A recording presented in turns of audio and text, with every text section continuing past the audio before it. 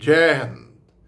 अभी एक बयान सामने आया है कि एक पॉलिटिशियन, एक नेता ने ये कहा है कि हिंदुस्तान के राष्ट्रपति हिंदू हैं, प्रधानमंत्री हिंदू हैं, सारे मुख्यमंत्री हिंदू हैं, सेना के प्रमुख यानी कि आर्मी, नेवी, एयरफोर्स के चीफ हिंदू हैं, फिर भी वो कहते हैं कि हिंदू खतरे में है। देखिए, कुछ चंद एक बातें मैं यहां पे बिल्कुल स्पष्ट कर देना चाहता हूं।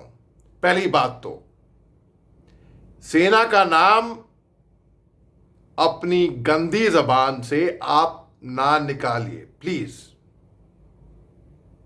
सेना को पॉलिटिक्स से बाहर रखिए।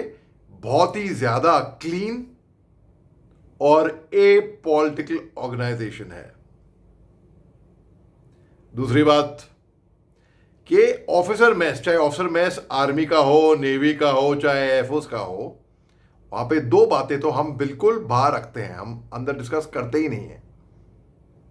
वो है पॉलिटिक्स और रिलीजन। इनके बारे में कभी हम डिस्कस करते ही नहीं है, क्योंकि फौज में केवल एक ही मजहब, एक ही रिलीजन होता है, वो है होता है देश पहले आता है, ठीक है ना। फिर इंडियन आर्मी, इंडियन नेवी या इंडियन एयरफोर्स, ये हमारा मजहब होता है। कोई हिंदू, मुस्लिम, सिख, ईसाई नहीं करते हम फौज में। हम सब हिंदुस्तानी हैं और हम हिंदुस्तान के लिए खड़े होते हैं, ठीक है ना। अच्छा, ये सब पॉइंट्स मैंने क्लियर कर दिए आपको। और तीसरी बात मैं आखिर में ये कहूंगा कि देखिए, मेरे निजी तौर पे ऐसा मानना है कि हिंदुस्तान में कोई ना हिंदू ना मुसलमान कोई खतरे में नहीं है, सब महफूज हैं यहाँ पे। बल्कि माइनॉरिटीज जिस तरीके का हक मिलता है, अरे बाकी देशों में नहीं मिलता ऐसा हक माइनॉरिटीज को। अब मैं ये कहूँगा कि हम जब बोलते हैं ना कि ये खतरे में है, हिंदू मुसलमान, हिंदू खतरे में है या मुसलमान खतरे में है, भाई कोई खतरे में नहीं है।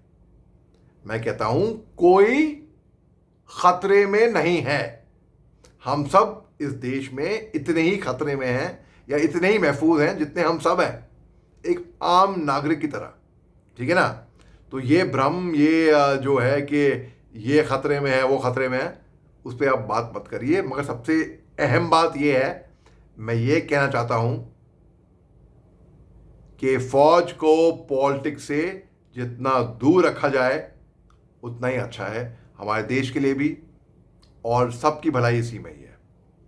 जय हिंद।